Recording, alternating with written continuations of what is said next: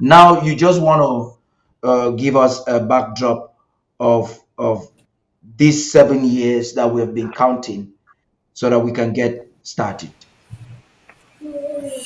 Well, thank you for having me once more.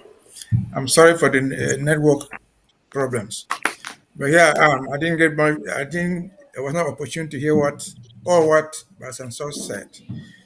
But guessing from what Willie has just said, I hope he talked about the history, and Willie has talked about the geography. Let me choose my own angle, which should be a little bit strategic, so that we can deal with the whole thing. Now, this is 2008, 2004, almost 8 years into the struggle. Where are you coming from and where we're going to is the most important thing I want us to look at now, going forward. And I will just choose a few events. When Paul Biya on the 30th of November declared the war and said we're nothing, they were going to eliminate these cockroaches, whatever thing he called it, within 24 hours or 72 hours, whatever length of time. 72 hours has turned into 8 years. They have not done it. But that was Paul Biya speaking the language of somebody. Which language was Paul Biya talking? He was speaking the language of France.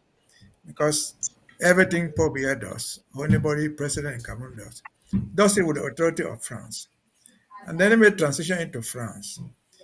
A few months ago, we saw the president of France, through his surrogates, the ambassador in Yaoundé, come to Bamenda. His coming to Bamenda was strategically important and significant because this is the almighty France.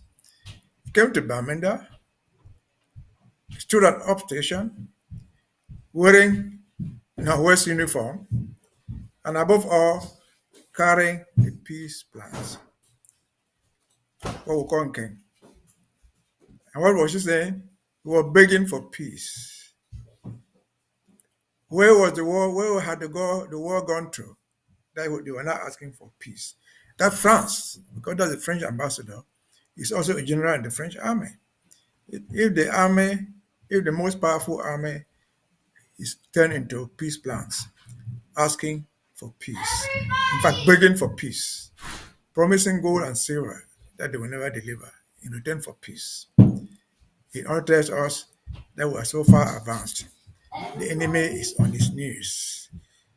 Fast forward to today, and this lockdown that just ended. Before coming online, I received a message from the home front. Someone forwarded me a message from there, copied from what Mr. Okala Bilai said yesterday or so. What the Okala Bilai said? Okala Bilai said, well, this lockdown thing, he doesn't know what to do again. He doesn't know what to do with these people called Anglophones. He had done everything possible as a governor. You know, the war started in his guide, under his guide, and he's still there with Lily Africa. He had done everything. He has called us dogs. He has fought us militarily. He has done everything that is humanly possible. This is quoting Mr. Okala Bilai. And they have not succeeded. According to him, he does not know what to do next.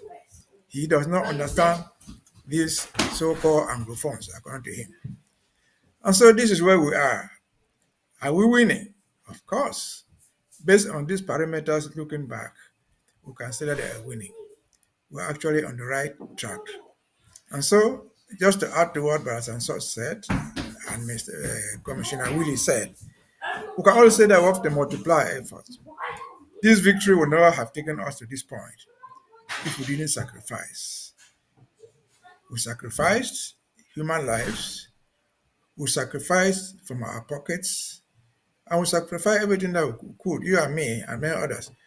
Probably if we die now, our corpses will not even see back home. That's part of the sacrifices for the liberation of Ambazonia. And again, this morning I saw a document written by some guys from the home front. I guess Paddy Asati was forwarded to me. It's such a powerful analysis of the problem. It is titled Why Republic Will Go Arrest Anglophones Ambazonians and locked them on April 1st, on August, on October 1st, rather than negotiate with them. It's a very rich document. When I had that document, I followed up, and the guy suggested I discussed with the guy, and we thought that would be a good idea. We'll find time, if possible, translate that document into French, make a presentation about it, so that Francophones will learn something that they refuse to tell them. And again, just this morning, I saw something they've been talking. I'm dealing with this war all the time. They were discussing on their normal platforms and asking what to do. And someone, and the phone said, address the root causes. The guy said, no, no, no, no, no, no, no. We are dealing, he said, look, address the Anglophone. The guy said, no, how do you go address separatists? The Ambazonians, he called them, the Anglophones, came to the table, came complaining in 2016. They brought corporatist problems, and they've all been resolved. That took me to what I'm going to end with. The Francophones, as a bloc, have redefined this struggle wrongly, deliberately, or inadvertently. In 2016, what the teachers did was not a corporate demand.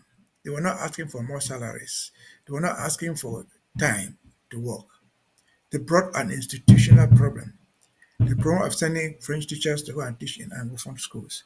Not because they lacked Anglophone teachers, no, because they were deliberately sent to teach somewhere else. That was an institutional problem. The lawyers came there with one book. They called it the, what do you call it? I think? Ohada book that was not translated. They said they had translated it. The question you have to ask is that was an institutional issue. If Cameroon, that belongs to the group of the Ohada, had let it known at the headquarters of Ohada that it was a bilingual country, that Ohada document would have come out in French and English. They did not, because they don't want anybody to know that they have this issue of Anglophones in their country. And so when the lawyers protested, they went back to their Ministry of Justice to translate that document. The translation from the Ministry of Justice is not an official translation of Ohada text. The genuine and the legitimate translation should come from the headquarters of Ohada. And so they coined this problem as a corporatist problem. They refused to see that what the lawyers were saying was not just the Ohada book, it was something institutional. What the teacher was saying was not asking for more money for teachers. It was not a corporate problem. Oh, It was an institutional issue. And so if we put all this together and see where we are and see what they are saying today, I can only say congratulations to all Ambazonians who have resisted, who have contributed. And according to our president, only a few winning people will win the war. It's not the crowd. And so thank everybody who has contributed materially, intellectually, and yeah, thank otherwise. you very much, Mr. Mbeseha. We're going to get into that.